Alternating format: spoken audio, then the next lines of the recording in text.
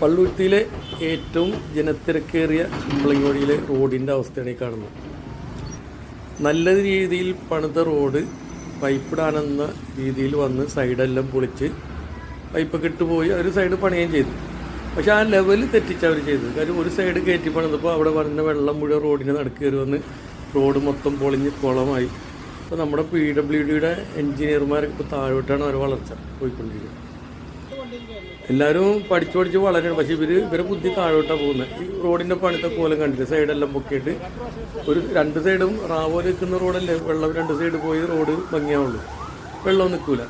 ഇതൊരു സൈഡ് അങ്ങോട്ട് പൊക്കിയിട്ട് അവരങ്ങോട്ട് പോയി പറയുമ്പോൾ അവർ വേറെ പലതാണ് പറയുന്നത്. ഈ പരിസരത്തുള്ള വീട്ടുകാരോടൊക്കെ വഴി ചൂടായിട്ടാണ് പോയത് അവർ. എന്നാലും ഇതൊക്കെ ശ്രദ്ധിക്കേണ്ട കാര്യം, ജനങ്ങൾ ഇതിനുവേണ്ടി പ്രതികരിക്കണമെന്ന് ഞാൻ പറയണം.